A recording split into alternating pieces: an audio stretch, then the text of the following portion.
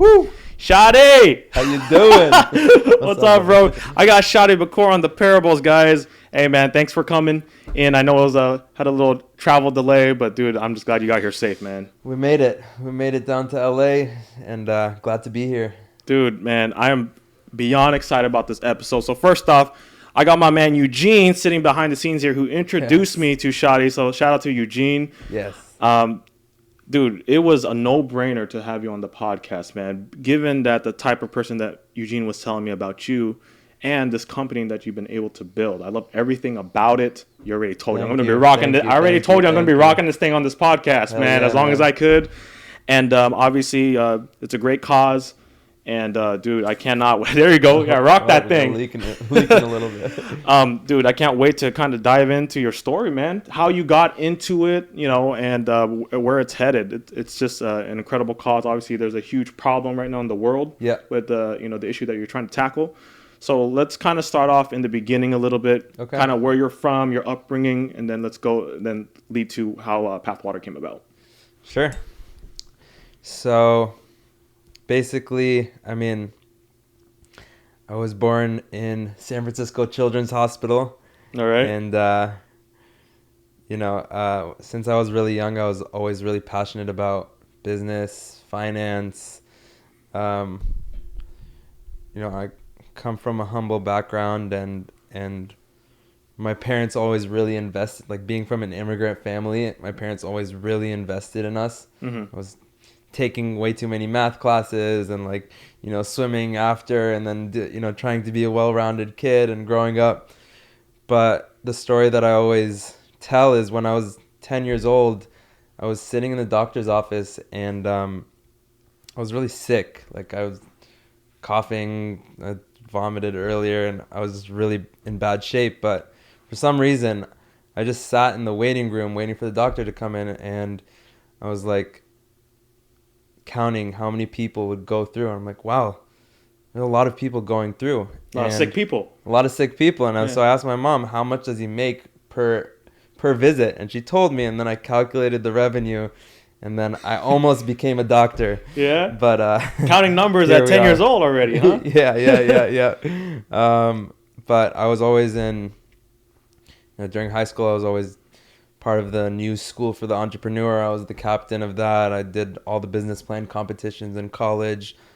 Super passionate about, again, just finance, business, how to build something for yourself. And, it's been a crazy journey up to this point. Yeah. I did not think I would be here today, but life has a funny way of how it unfolds, right? Yeah. Dude, are you completely opposite of your parents? Because I know, like, a lot of entrepreneurs I have on here, like, they were kind of molded by their parents, or like, there's some sort of like entrepreneur blood.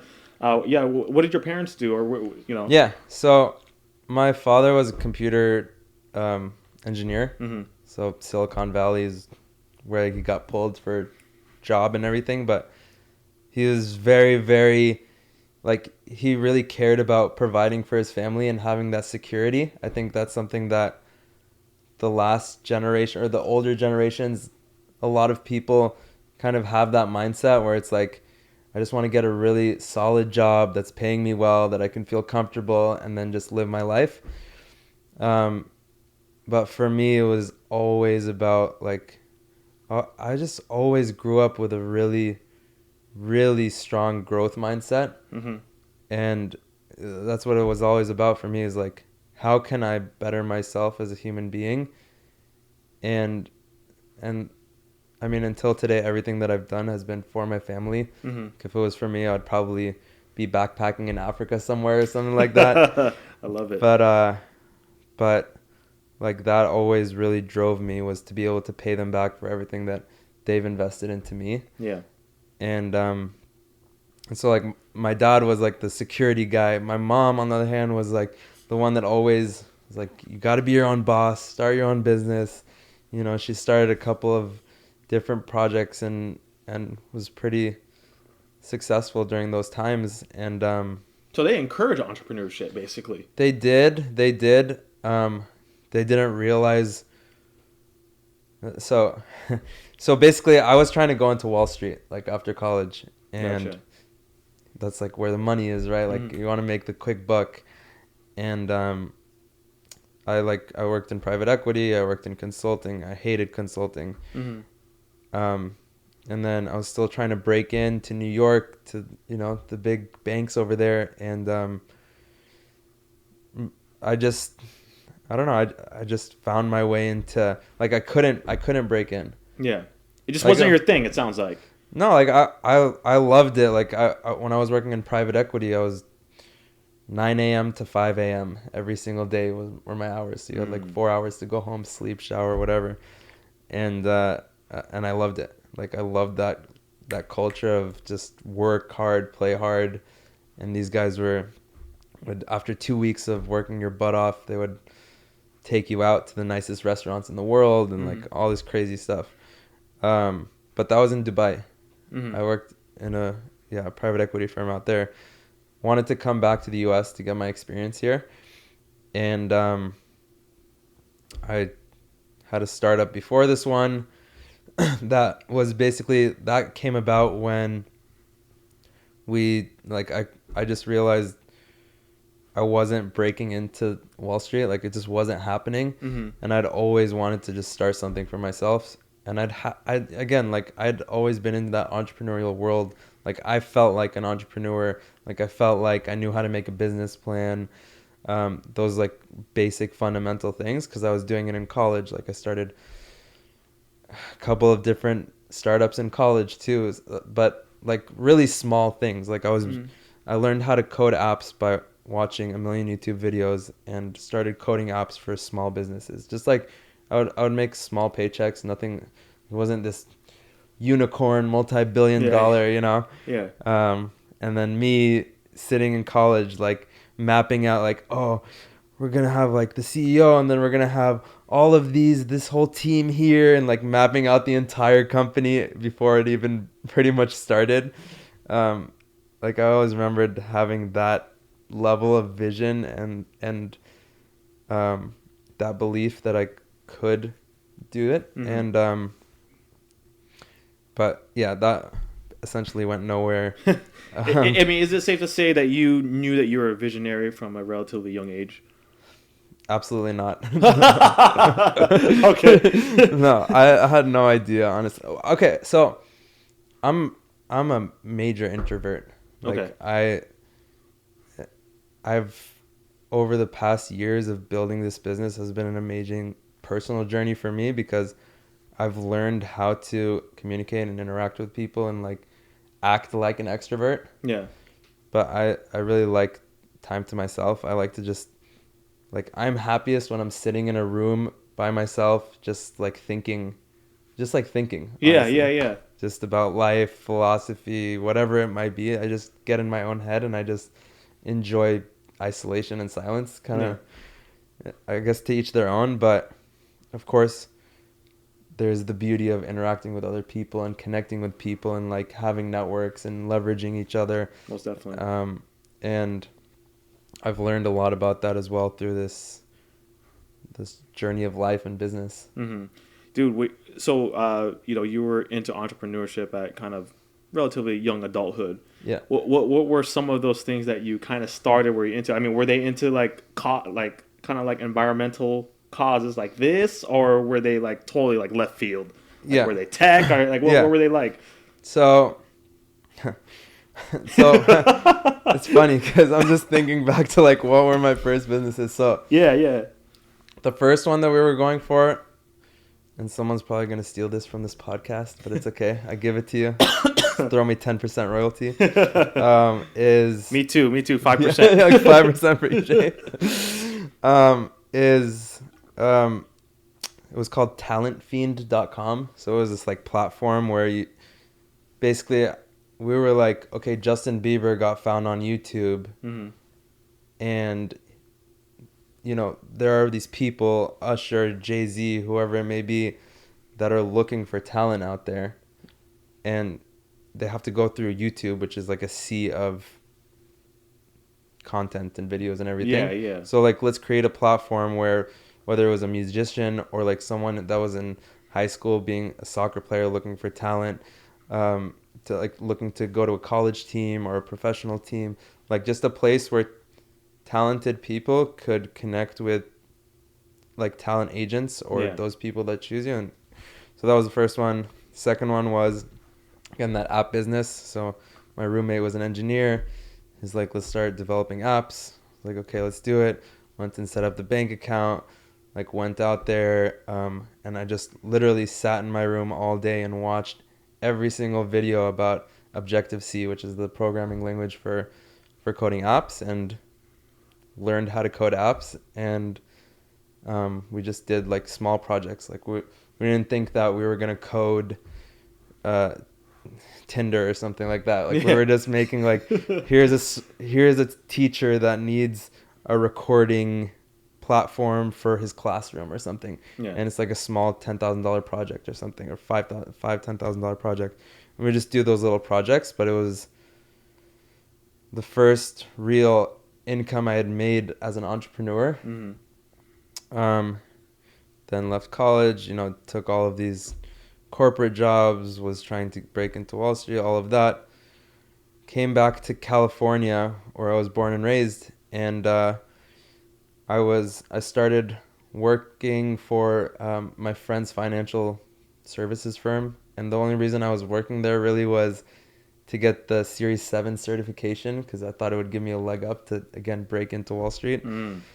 And the guy, I went in there and I told the managing director, like, hey, I'm ready to take this test 2 weeks in. And he's like, no, you're going to have to wait 3 months. You're going to have to wait 6 months.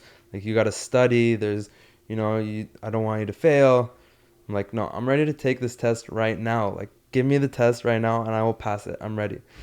And he's like, no, I'm not going to sponsor you for that long. I'm like, I'm not going to wait 3 months to take something that I know I can take now. So he wasn't letting you take the test, or he was pushing you back to take the test? He just didn't think that I would pass it. Okay. But the reason that he thought that was because there were a lot of people in that office that really struggled with that test. Gotcha. But I knew that I could pass it. Yeah. I just knew it, like. And one of my friends from JP Morgan in New York, first 2 weeks on the job, he took the test and he passed it. So, yeah. Like my best friend that I grew up with in college. So I was like, okay. So you knew you could pass it. I knew I could pass it. Yeah. But I was just like, okay, thank you. I gotta go. And then I started my last startup, which was called Ember Case, which was. It's a funny story of how we thought of it, but we were just like a week after I quit, we were going up for a hike in San Francisco, this place called Point Reyes, beautiful place. And on the way there, though, San Francisco is obviously very cold. It's not like LA. And so there was this huge cloud of fog, and my co-founder, who actually co-founded PathWater with me as well, sticks his hand out of the window, and he's like, my hand is cold. So somehow we just started brainstorming, like, oh, what if we make a hand warmer? Oh, what if you connect it via Bluetooth with your case? What if it is the case? So we spent the next year and a half, working at a restaurant on the weekends, living at home with the parents, trying to, just living that entrepreneurial life, and working on creating the first ever hand warming iPhone case. It was called Ember Case. Damn, that's crazy. Yeah. And then we launched it on Kickstarter. We were doing super well. And long story short, like, crazy how things happen. But I was working at a restaurant on the weekends, and I was hustling around, running all over the place. And when I was there to make money, purely. Like, I'm not there to, like, hang out with anyone. Like, I'm going to take as many tables as I can. Yeah. And I'm going to cash out tips and get paid and get out. Yeah. That's it. Like, I'm there to make money. Yeah. And so that night, usually, like, you'll take 4 tables. If you're really good, you'll take 5 tables. Like, you rarely see someone taking 6 tables. That night I had 8 tables, and every time you add one, it, like, adds layers of complexity. So I was literally running around. Like, it was physically impossible to get to every table. I was asking people for favors that were clocking out. Like, hey, can you go get that guy a cup of Coke? You know, please, I'll pay you back. I'll throw you a little tip. And this older couple saw me and they were like, we have never seen someone going so hard. Busting their ass. Yeah, like running so fucking hard. And so we went out and like we just really hit it off, this older couple. And long story short, they said, I know someone that's in the case business that would love to buy this technology. Dude, what the? Yeah, that's crazy. Yeah. What type of restaurant is this, by the way? I'm just curious. It's an Italian restaurant, like a chain Italian restaurant. Okay, I'm just trying to envision you running around, and then you start this conversation with this pasta all over my apron and like all this stuff. But they were just a really sweet older couple, and we just really connected. And it's crazy how things happened because at that time we were literally about to take it down from Kickstarter because we had got some momentum. Like I think we raised $12,000 in the first 2 or 3 days. Yeah. And so we had some momentum behind us and we weren't ranking up on the page. So we called Kickstarter. We're like, why are you guys not ranking us up on the page? And they're like, sorry, it's the algorithm. Like, you got to deal with it. And we had like comments. We had everything. Like, we were on point. Yeah. Very engaged. We had an article on CNET that went out. Like, it was happening, but we weren't getting ranked up. So we're like, fuck you guys, we're gonna go to Indiegogo. and then right after, like a week after we took it off Kickstarter, that happened. And so we moved on from that. Basically, like, we didn't make a crazy amount of money or anything. Like, well, what did it start to interrupt? I just want to know what did you learn from that experience? Oh yeah. a lot of things. And like, that's why PathWater exists. Number one, first of all, we spent so much time focusing on the product. Like, we spent all of our time focusing on the product. Like, we sat there in this little gym for nerds that they call Tech Shop, where you can do like 3D printing and like all this cool stuff. And we sat there like 8, 10, 12 hours every single day and just worked on creating this technology. Like, we're so focused on the technology. Okay, it had a titanium shell with some like crazy aerogel fiber insulation. And then I designed the circuit board, which also just came from watching YouTube. And my partner like learned CAD animated drawing design to actually design the shell and the look of it and the plastic mold. And we were talking to China and trying to bring this product to life. And so what we realized by the time we were going into the Kickstarter mode was we spent so much time. We spent 1.5 years working on this product. We have spent 0 time working on marketing, sales, financing, all of the other things that you have to do of a business. Like, it's not just create a product and then you're good. Yeah.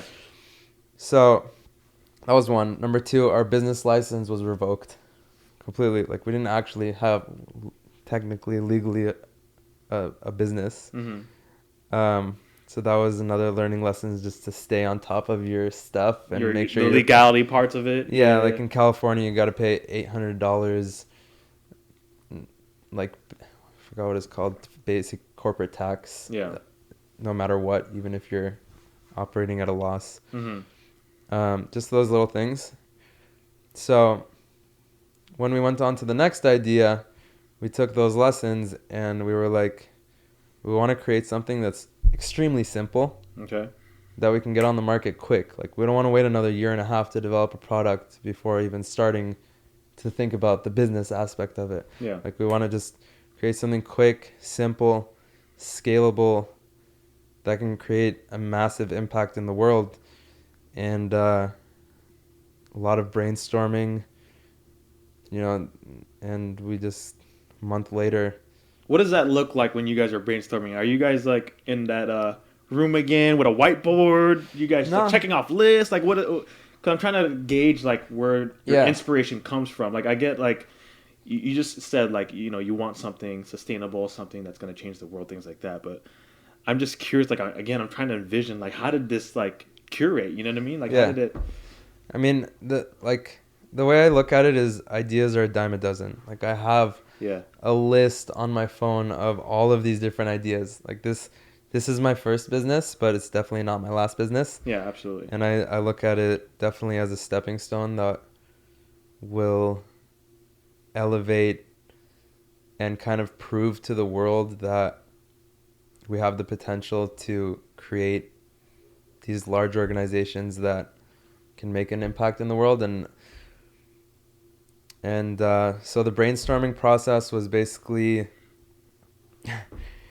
wherever we were, like we were just talking. That's just how it was. Like we would go to your local place, you know, like hookah spot by the water, and just like smoke some hookah, or you would like just in the parking lot of CVS, like wherever it was, wherever we were just like in the car, just driving around, wherever we were just talking. We're like, okay, what is the next one? Like we gotta get going, or else our parents are gonna kick our ass, you know. And we just spent the last year and a half basically essentially breaking even, and just going through that massive learning experience. But to our families, they're like, okay, you could be making money right now and you're just like, I don't even see you all day, I don't know what you're doing, but it's not looking too great, right? So it kind of sounds like it was kind of like those conversations like, what if we did this and what if we did that? But also at the same time, it seemed like you guys had a sense of urgency too. Because again, I guess that family pressure, then you guys are trying to look for the next thing. Yeah, definitely. Like we definitely wanted to get rolling. We're like, we got 3 months to get a product on the market. It took us a year and 3 months. But, you know, I think that sense of like almost naivety, or it empowered us. Yeah. Like we were like, okay, we're going to do this super quick. Like it's so easy. Just why don't we just like put water in an aluminum bottle? Like so freaking easy. Like it shouldn't be difficult, right? Mm-hmm. It's a lot more complicated than that. But but like if you told someone what we had to go through for the first year and 3 months to get to where we got to, which was a great accomplishment in our eyes, but if you look at like, you know, what people measure as success, like we didn't do anything crazy in that period of time, right? Compared to like some of your tech unicorns that are coming out of Y Combinator and all of this stuff. We were scraping. I was driving Uber, I was driving DoorDash, Lyft, like I did it all. Damn, so it sounds like you were hustling while trying to get this thing up and running. Yeah. And we were just living broke, like really, really, really broke, like trying to stay afloat. Yeah, well, the cool thing is, I know that, like, I think something that gives me peace of mind with business is that I know that I can just go to zero. I can go back to ground level. Like, I could, like, you know, thankfully, everything is going really well with the business right now. But if an earthquake happens or whatever happens, like, I know I'll still be happy with nothing. Yeah. And that gives me a sense of peace, because it's like this journey of life that we're on has a lot of ups and downs. Sometimes it throws curveballs at you, and you always hope for the best, but you know, expect the worst. Happy with nothing into what sense? Like just like the stuff you do have, like blessings, like having family, or like... Well, yeah, I guess I mean financially. Okay, gotcha. Like if I'm just being completely broke, I'm okay. Like you'll figure it out. Yeah, and I'll be happy. Like I'm not gonna be like super hard on myself, because I know that the mindset that I have, I can always grow out of it. Yeah, and then start over and rebuild. Yeah. It's always that's my point. Is you can always go back down to where we started, which is we essentially started from zero. You know, just trying to survive and just make ends meet. And you know, we were eating cup of noodles every day, or Burger King had a really good deal, 2 for $5. So you were sponsored by ramen and Burger King, huh? So the Burger King I probably won't go back to if that ever happened. But yeah, after that first year of eating Burger King for way too many times, I haven't touched it since until actually I ordered an Impossible Burger and a PathWater at San Francisco Airport end of last year because we had inserted ourselves into Burger King, so you could actually go to Burger King and order PathWater there. So I had to do it. That's awesome. That was the last time since then that I've even gone to that place. But hey, So you guys started it. It took like a year and 3 months, right, to basically launch. Is that kind of the time frame? yeah. I mean, we started it.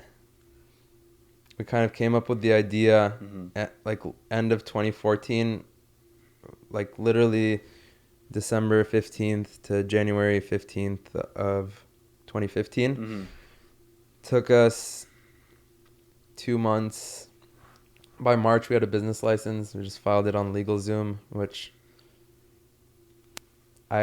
we had to do it. Like, we kind of had to do it at the time, or we thought that we had to do it at the time because it was the cheapest thing to do. Yeah.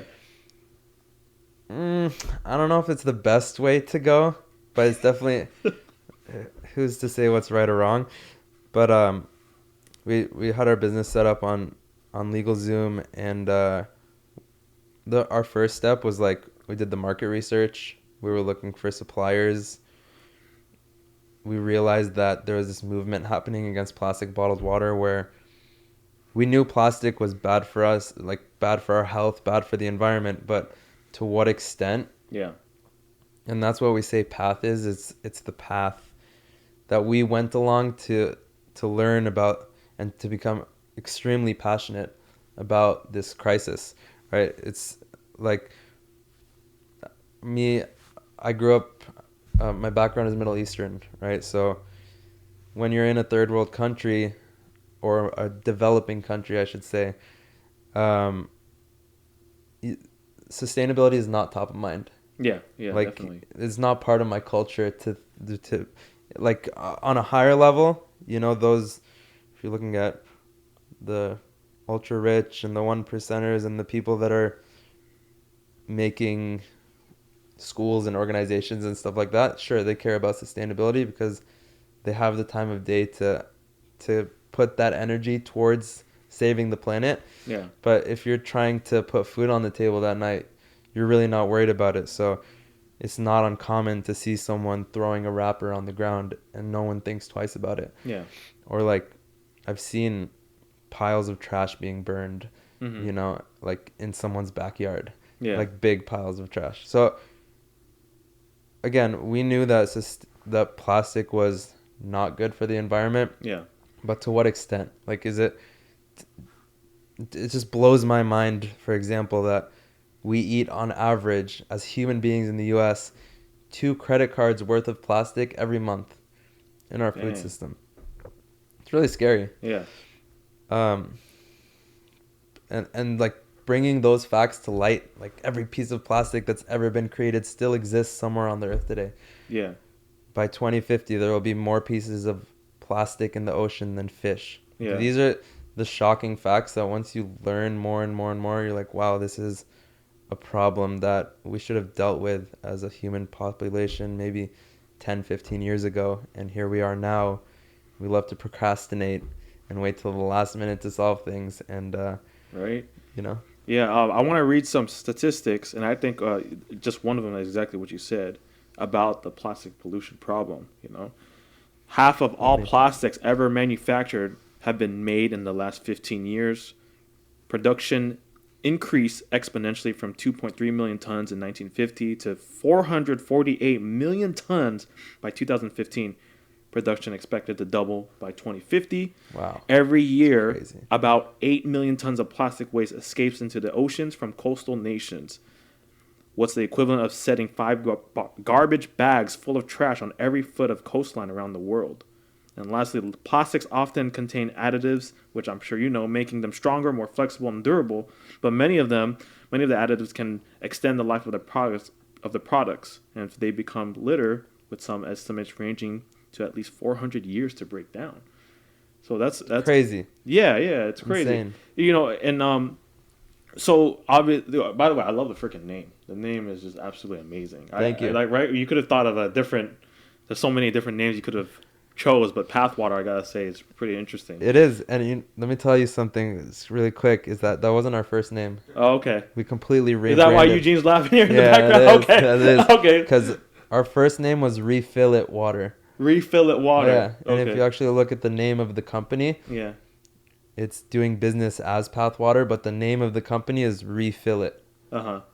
Like that's the name. Yeah. Yeah. So it still sticks with us in some way, but we shifted over to PathWater because we went through this whole branding exercise with this big agency, and they told us they did a full audit on the whole category and everything. And after this 3-hour PowerPoint presentation that they gave us, big red letters, it was like, change your name from a functional product to an actual brand. But again, it's exactly what you and your partner learned, right? Remember, again, you guys, it wasn't just focusing on the actual product itself. Now you got to focus on the other areas as far as marketing, as far as branding, as far as, all that stuff. Yeah. So, dude, obviously, got a very kind of left field question for you. Obviously, you're tackling such a huge problem that we face as human beings. Do you kind of ever feel that even though PathWater is obviously trying to make a dent in that issue, do you ever feel like it's a little overwhelming because it's such a huge, it's basically a crisis? Do you ever feel like overwhelmed to the extent like you need to, almost like step up, or you have an obligation, I guess, to really take on such a project? Yeah, I mean, I think as human beings, there's this dissonance, right? But we as human beings want to have a purpose, and we want to actually do things in our lives to better the lives of others, because that brings fulfillment and happiness to us ultimately. So in our own selfish pursuits, we want to help our race and help humanity, and whatever way that you are able to accomplish that, I think, is important, whether it's helping homeless people or hungry people or saving the environment. As long as you're going out there with the attitude of bringing positivity and light to the world, I think that's a win in my book. Yeah, definitely. Yeah. Obviously the plastic pollution is just it's a crazy. There's a lot of, it's not just plastic bottles, right? It's like it's that's only a small fraction of the whole issue itself, right? Where are you guys at right now? Like you guys, you guys have a lot of partnerships. Yeah. But where can people actually find you? I want to lead on to a question after that. Yeah. So we've rolled out nationally and internationally now. Mm-hmm. Here in LA, we're at Gelson's, Lawson's, Air One, a lot of 7-Elevens, and Chevron Extra Mile. Nice. So a lot of retailers. We also do a lot of non-retail business. So I've always believed in thinking against the grain and doing things differently than everyone else does them. There are a lot of things about society that on a personal level, I just think it is completely wrong. But, to each their own again. Like, for example, the idea that you have to get married, buy a house, have kids, just that path of life that people are expected to go upon is not necessarily true. So, I don't know, where was I going with this? Basically, we're continuing where the waters are found. Yeah. So, but, so we've gone a lot towards non-retail because everyone's trying to compete on the shelf in the retail space. Makes sense. Yeah. You go to a 7-Eleven, you have every single bottle of water right there at your fingertips. Yeah. Right. Yeah. So we want to go places where we can actually replace and solve the plastic bottled water problem rather than be an alternative. We want to be a solution. So we've done that in places like San Francisco International Airport, nice, Yellowstone National Park, all the corporate offices for Intuit and Salesforce. Really cool organizations like Jimmy Fallon's Tonight Show, Lockheed Martin. Wow. So everyone's making that shift away from plastic, and it's like you said, there's this overarching plastic problem, right? And it is overwhelming if you look at it as a whole. But the beauty of it is that for us, the way we look at it is we're not we're not the only solution out there. There's a movement that's happening on a global level against plastic. Yeah. We're just really excited and happy to be part of that movement and to be leading it in our own space. Yeah. Yeah. Dude, that's awesome. Are you, so obviously there's other organizations and companies that are like exactly what you said, tackling that, that crisis of, plastic pollution. Are there collaborative efforts that are kind of like going behind the scenes? I don't know if you're able to speak on it, but are you guys collaborating on trying to tackle that? Absolutely. Obviously, we're not going to go to the other bottled water company or beverage brand. Yeah. But like even off camera, man. Off camera. Yeah. I'm just kidding. No, but it's like, but even I've sat across the table from the CEO of one of our competing brands, and they looked me straight in the eye and they said, "We're gonna sue you guys." And I'm like, "Why?" Please, because they don't got anything better to do, right? Yeah. Because they're gonna lose, and they know it, and so they're trying to poke holes wherever they can because they don't know how to win in the market. Yeah. So they're trying to do all of these tactics to slow us down, which it absolutely hasn't. But like, for example, they sent us letters, they sent us cease and desist claims, all of this stuff. And I just sat there and I told them, look, you got nothing on us. Like, there's nothing you can actually sue us on. You're just making phony claims. Yeah. Go ahead. Like, I highly recommend that you talk to your attorney. And, but the way I see it is there's enough space in the market for all of us. Like, I'm not going to, PathWater is not going to be a $200 billion, I mean, I hope. But the global bottled water market is a $200 billion market. Yeah. There is enough room in the market for all of us right now to replace plastic. Like my competitor is not the other guy that's making an aluminum or a paper box of water. My competitor is plastic. Yeah. Right. Which makes sense, of course. Yeah, that's who I'm focused on. Like, you guys could be focused on us, but I'm focused on the bigger problem. Yeah. And so that's kind of how we've kept, like, even people have suggested that we sue them back. It's not even worth my time and energy and money. Yeah. Like, I got bigger problems to worry about. Yeah, no, I love what you said, and this is probably a big driving point in this conversation, is that, if you have something and you've always, you have a mission behind it, a cause behind it, why would you be focusing on your competitor when you should be focusing on what really was the driving factor of your, what you're trying to do with your business and the company? Yep. That's amazing, man. Yeah. Is there, and I will be completely honest with you, I have a friend that literally just made an initiative for this year to go plastic free in their household, right? And she was curious. Actually, she wanted me to ask this question. Yeah. I'm not gonna lie. Hit me. Yeah, are there? And again, that's why I asked also where you guys are. Are there any talks or initiatives into getting PathWater or something similar, or obviously just PathWater, into places with high plastic bottle use, for instance, like sports events, schools, and things like that? 100%. Yeah. 100%. Actually, we're actually in a lot of schools. Nice. Okay. So but like, yeah, we do marathons, we do runs. We're obviously still growing as a brand. Yeah.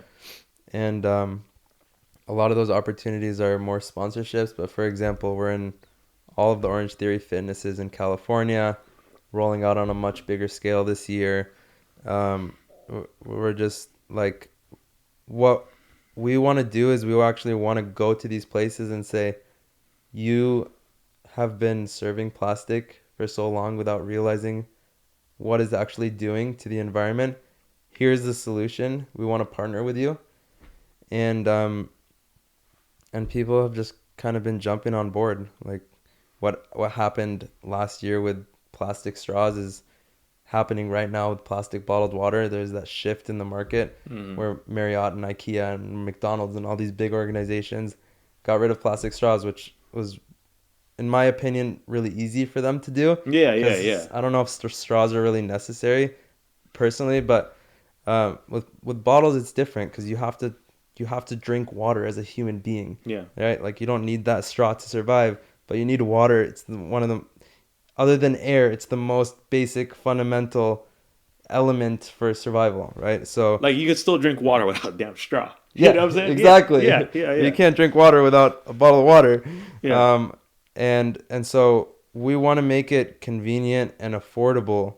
So that's why we're pricing ourselves for a reusable bottle with water in it for the same price as like a Fiji or a Smart Water, because we want to make that transition to be more sustainable. Like we want to make it a no-brainer. We want to make it really easy, simple. You don't have to go buy a 30, 40, $50 reusable bottle, take it home, wash it, take it around with you everywhere. If you lose it, you like cry and you go buy another one. Wait for the sale. So yeah, that's what we're here to do, is just do things differently. Like even the basic premise of our business doesn't make any sense, which is we're the water company that doesn't want to sell any more water. Yeah. Right? It doesn't make sense to like retailers and investors and all these big companies that all they want to do is pump stuff into your house or into your office or whatever. Like Amazon, why does Amazon Go or Amazon Prime or all of these services like Prime Now, where you like an hour you can have this thing delivered to your feet at a very low cost. People want that convenience. They want that instantaneous, and that's why we've become such a consumer and capitalistic and just like consumer goods driven economy where everybody just has so much stuff. Yeah, no, definitely. Yeah. And why not have something that's sustainable, reusable, and is doing good for, Yeah, and you only need one. That's the beauty of it. Yeah. Is like this one bottle could replace the average of 156 bottles that the average person in the U.S. uses. Yeah. You only need one bottle. Was because this is aluminum, obviously the cost is higher than having a plastic bottle. Was that ever a concern, or were you guys able to? Yeah. That was obviously a huge concern. I mean, that everyone asks like, oh, why doesn't Coke or Pepsi or whoever it is, why didn't they think of this? Yeah. And they're starting to think about it now. Mm-hmm. 'Cause, like Pepsi Innovation Center ordered a case of our product. Nestle reached out to us. All of these guys are like, what are these people doing? Like, why are they continuing to take market share away from us? And that essentially what it comes down to is we're an authentic brand that actually cares. And when people see that you actually care, rather than you're just trying to like go with what'll get by. Yeah. Or what will make money.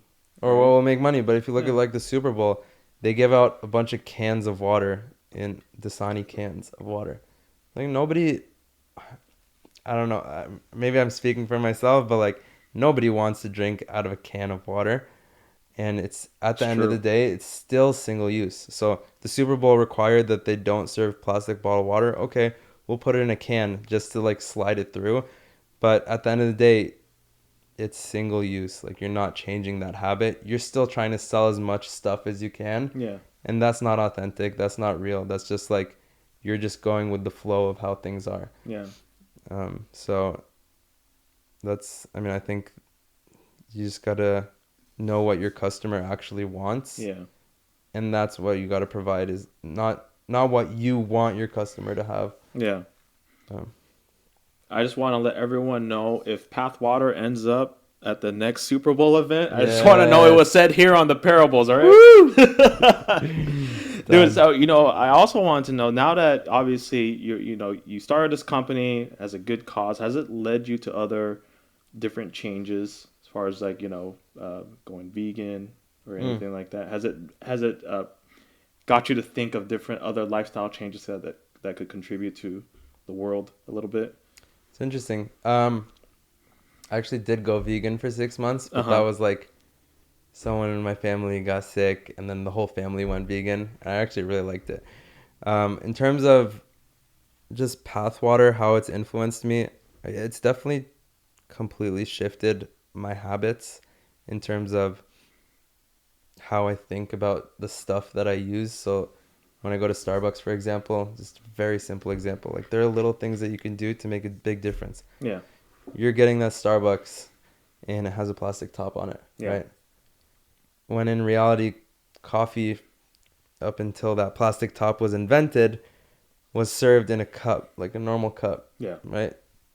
But that plastic top, you put it on top of your cup, you drink that cup of coffee. Maybe it takes you 10 minutes, an hour, half a day to drink that cup of coffee.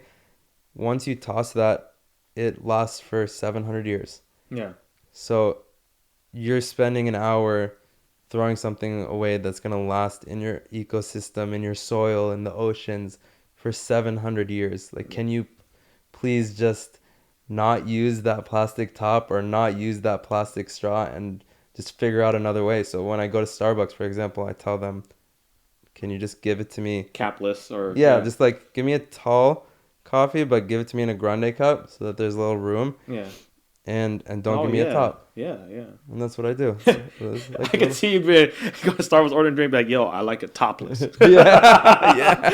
That's how we like it. Dude, that's awesome, man. So I don't mean to put you on the Yeah, spot, but yeah. do you have like a zero waste household now? Because you said like PathWater has definitely influenced you. Yeah. Do you have like a plastic free household also? Yeah, I Yeah. actually do. Yeah. Dude, that's awesome, man. Yeah.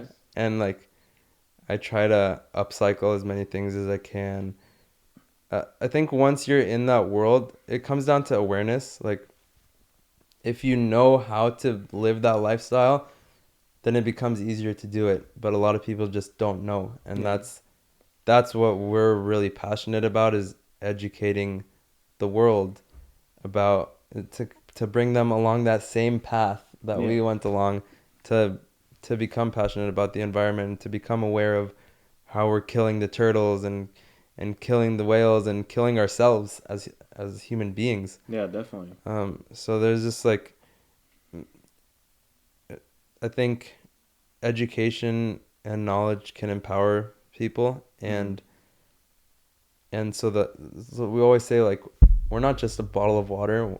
If you're carrying a PathWater, you stand for something greater. Yeah. Like this is a badge of honor that you wear with you I love wherever that. you're going, right? You're carrying it with you, saying, I care about the environment. I'm looking forward. I care about future generations. All of these different messages that we feel PathWater portrays, and we're really, really excited about what the future holds. Yeah. I mean, obviously there's still an uphill battle to Of face, course, right? Right? huge Yeah. uphill battle. Well, what's kind of the strategy or the plan? I mean, obviously Yeah. you're trying to get into everywhere so you could, because I like it. Again, once I learned about it, it Yeah. obviously got me thinking. It Yeah. stimulates the mind of like, hey, we do have a problem. Even myself, I drink so much water bottles, and like I gotta tell you, sometimes my car is filled with so much water bottles Sure. where I could just carry this exactly what you said and just refill it. 100%. But yeah, what's kind of the strategy of how to face that uphill battle and to bring more awareness to that education? Yeah.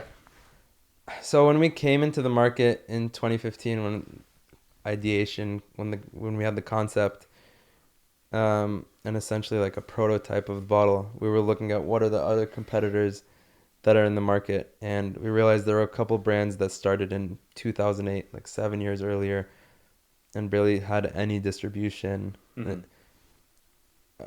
Going back to like the whole vision thing, I just always thought on a really, really big level. And so that was kind of my North Star. And in order for us to get there, like a lot of lessons that I can share, but our strategy was just to be very, very aggressive. And we've always been that type where we're like, we're going to work harder than any single person in the room. I took that from like my investment banking days or private equity days where I was like really excited to go work from 9 a.m. to 5 a.m. I brought that same energy to entrepreneurship. And it was just like, we kind of put ourselves in a position where our back is up against the wall. We have no option but to succeed. Yeah. And so time and time again, we faced some crazy obstacles, and I don't even know sometimes how we were able to overcome them. But every time that we see another obstacle, it's just like, keep it coming. Just like, what else do you got? You know? Yeah, I love it. Yeah. And yeah, we've just been always super optimistic, almost to like a fault, and just aggressive and just sharing that same vision of this is a multi-billion-dollar opportunity, and sharing that same excitement and that determination with people. Mm-hmm. Ultimately, what started happening is we started getting all of these people around us that wanted to see us win. Yeah.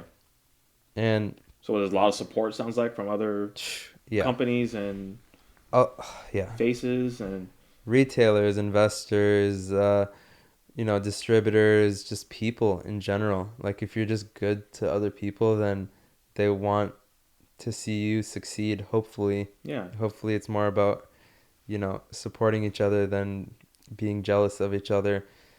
And then of course there are those instances where we've worked with people that either completely shut us down. Like being a Middle Eastern, the first place we went to raise some money was to the Middle Eastern community. Yeah. And they all told us like, you're all kids. You're not the like you guys are. It's a nice little project. Yeah. Yeah. And it's funny because like other people from different races, backgrounds, etc., supported us when our own, what we considered our own people, didn't even fucking support us. Dude, it's so true. It's just I have to share this even like just with doing this podcast.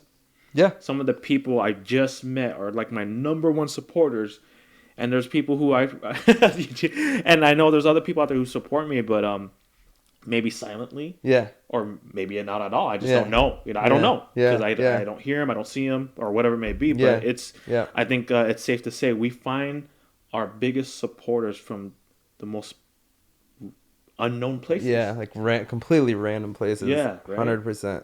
Yeah, like that's so true. And That, yeah, dude, that's awesome. So we're with the uphill battle, yeah, it also seems too that people are, like you said, catching on. People want to be a part of this. yeah, Almost like I would never compare it to my podcast. You're just doing such great things, but I almost feel like people are starting catching on. Like, wow, like I see what it's about.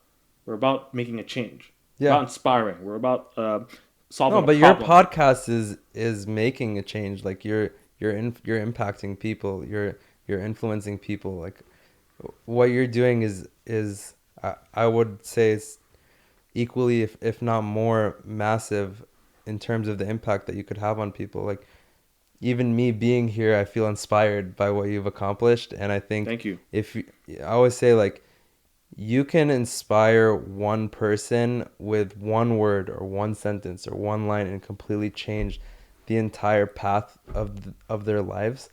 And like it's great when you see that energy, like you're attracted to it, right? So Absolutely, you gravitate towards it, man. 100%, Dude, 100%. amen, dude. Yeah, Everything you just said, I can't stress that enough. I preach it so much. It's just, you just, man. yeah, yeah. It's you, like people need other people at the end of the day. As much as I'm like an introvert and I like to isolate myself, what I realize, like we need each other, and when we support each other and when we push each other, like you can go and sit in the gym every single day and work out and you'll probably get pretty ripped, right?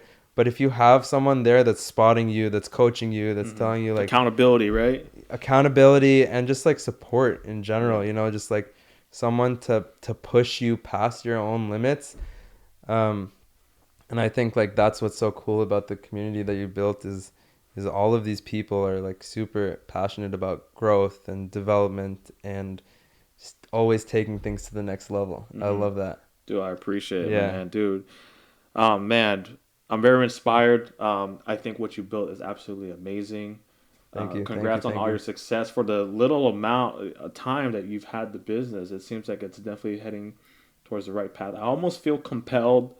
Like I don't even want to say that. I just like I cannot. I like I usually have mugs here, and I just feel like any water I put in here would be so disrespectful unless I have PathWater.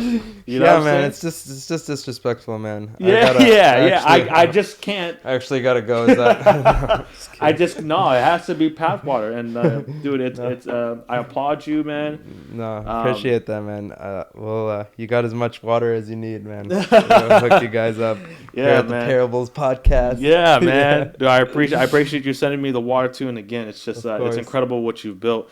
So what just to wrap things up a little bit here, what can we expect a little bit with PathWater? Where you guys are headed? Obviously, you're world domination. There we go, baby. World fucking Sum domination. It up, baby. Like that's honestly like human potential is unlimited, right? We can do whatever we want to do, and we can get. And I think this my story, the reason why I love to share my story with other people, and like the reason why I embraced it so much when we were struggling, like I was happy eating Burger King 2 for $5s every single day, is because I wanted to struggle. Like I wanted to say, it's one of my favorite quotes of all time. Drop it. It's by Sigmund Freud. He says, in retrospect, the years of struggle will strike you as the most beautiful. Right? Like if you're looking back, you want to be so excited about where you started and where you've gotten to. And I want to just tell other people that like, hey, you can like go struggle, like enjoy it, like go live that struggle and just keep going every single day. I don't care if it takes a day, a year, 10 years, 20 years. I don't care if you're 65 years old, 20 years old, 35 years old. Like it doesn't really matter, because at the end of the day, like we as human beings find fulfillment and happiness when we grow and when we achieve. And so I just want to hopefully tell everyone that's listening to this that they should definitely go out there and do whatever it is that makes them excited to wake up every single day. And there's always a way to make money. Like money will always come when you're doing what you love and you're just completely obsessed about it. Mm-hmm. And so that's where I'll leave you. Damn, my man. Shadi Bakour with PathWater. And if people want to find you, where can they? Where's the best place to reach you? Shadi Bakour on Instagram. I'm getting bigger on LinkedIn, starting to build those things. I just connected with you, I think. Yeah. On LinkedIn. So yeah. Cool. So definitely like starting to you'll be seeing more and more of me on social as well. Mm-hmm. Dude, awesome. Well, I appreciate you coming on the Parables. Guys, if you guys are listening to this episode, do me a favor. Take a screenshot that you're listening. Tag me and Shadi and let us know what you think. Also, if you guys can, with visibility, it would help if you could leave a rating and write a review on Apple Podcasts. That would definitely help. Leave the review. I think it's safe to say that I will be rocking PathWater for the remainder of the Parables, which will be for eternity. Yes. So, yeah, I mean... yes. Let's do it, man. I appreciate you. Eugene, I appreciate you hooking us up. Yes. And as always, for all my guests that come on here, you got to sign the infamous canvas. It's done deal. We'll sign it. I appreciate you, man. Parables Podcast with Shadi Bakour with PathWater. Go out there and buy some PathWater. Yes. Contribute to the world, guys. Save the planet. Parables Podcast. We're out of here.